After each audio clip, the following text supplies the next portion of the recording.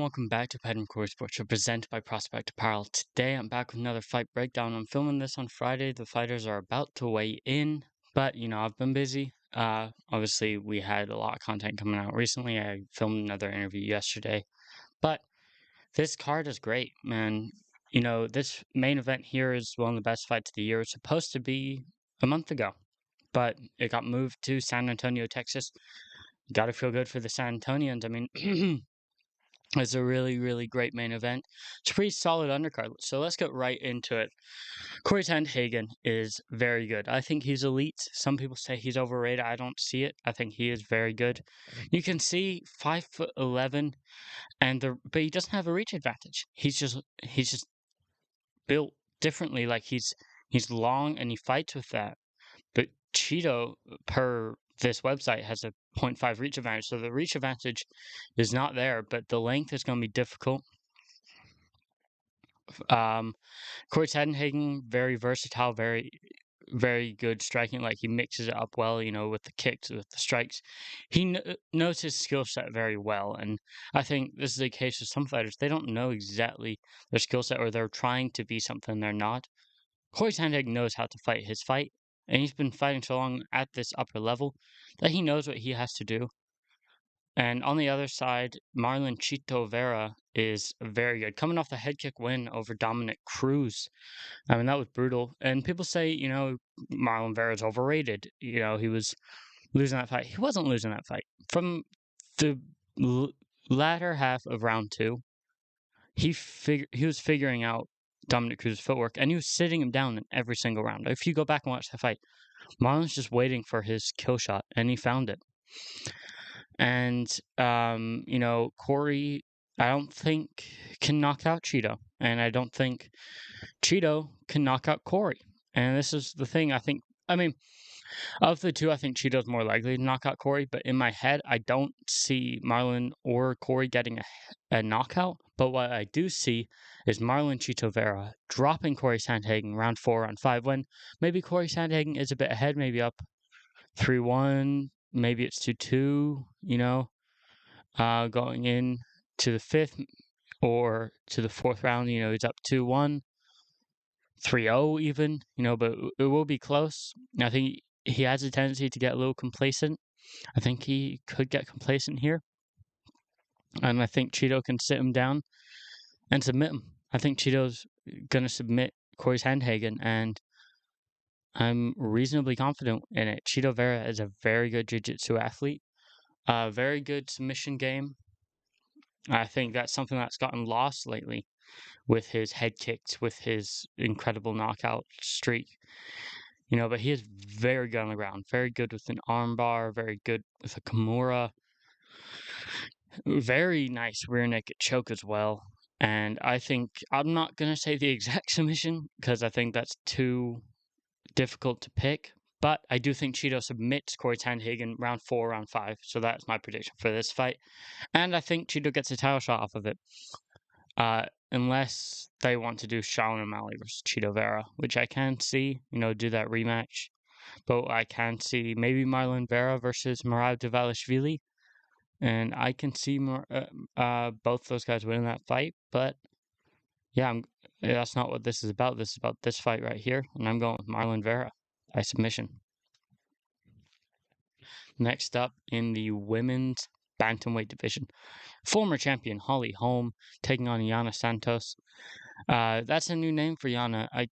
I can't say her former name, but she's now married to Thiago Santos, former UFC title challenger. Very good fighter in his own right, but this is not about him. He fights on PFL in about a week's time. But Holly Holm is still very good. I thought she beat Ketlin Vieira, but sometimes the judges aren't going to get it right. And straight up, I think Holly Holm's going to win. I'm just going to say that. I think she wins a unanimous decision. I think she picks Yana Santos up away for range. She just plays with her a little bit, plays with her food. She is the better fighter, and I think this is another win for Holly Holm. And I just saw she did sign a 6-fight contract. So we're going to see a lot more Holly Holm, a lot more of the preacher's daughter. Moving on to a fight that I'm super excited for. Nate Landwehr versus Austin Lingo. Nate Landwehr coming off the awesome fight with David Onama, where he was dropped out cold, woken up by a follow-up shot, and goes on to win the fight. Nearly blows it in the last second. He gets sat down in the last second, being too cocky. But Austin Lingo was supposed to fight versus Ricardo Ramos, I believe his name is, but Ricardo Ramos missed by 8 pounds, and that fight was called.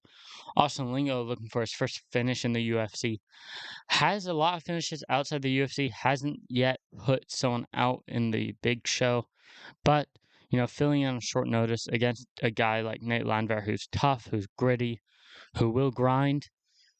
This fight was originally supposed to be Nate Landwehr versus Alex Caceres, but this is the matchup. I'm going with Nate Landwehr by decision, and I think it's going to be a fun fight. I think Nate Landwehr wins. I think it will be a 30-27, but it will be reasonably competitive throughout, I think. Andrea Lee versus Macy Barber. I've gone kind of back and forth on this. I don't think Andrea Lee's fought in a while. I think they said on Anik Florian she hasn't fought since she fought Viviane Araujo. That's a long time. That was a long time ago. So, Macy Barber, I think she's been out for a while too. And straight out, I'm just going to say Macy Barber by decision. I'm not confident in that, but having to make a pick for that would be the smart pick. I think Macy Barber is still very talented. She's got a lot to work on, but she definitely can be in the top 5 very soon in this division, I think. Going to the men's flyweight division, one of my personal favorite in the UFC, Alex Perez versus Manel Kape. Manel Kape riding 3 straight wins, Ade Osborne, Zalgas Zhumagulov, and David Dvorak. Alex Perez riding a tough run of form, 2 losses in a row with 8 fight cancellations prior to that. Well, in that mix, his 2 losses were to Davison Figueiredo and Alexandre Pantoja, which both of those aren't bad losses to take, but it was the fashion in which he lost both first round submissions that aren't great. But Manel Kape isn't the best grappler, is what I'll say. He is good, but I think Alex Perez has better submission game, and I think he will submit Manel Kape. I think he gets back in winning form. Alex Perez by submission. Round 2 is what I'm feeling. I said this in my article on Substack. You guys can check that out. But yeah, it should be a good fight again. And Chidi Bang Bang and Jokuani. Oh baby, what a fight! He's fighting Albert Duraev. Duraev struggles in the striking realm. He's not very durable. He's coming off the loss to Joaquin Buckley. And Chidi Njokuani is coming off the loss to Gregory Rodriguez, Robocop. After winning the first round, he lost in the second round. Chidi Njokuani is very good. Cool voice, great knockout power. And I think it's going to be the Chidi show once again. Chidi Bang Bang by first round TKO.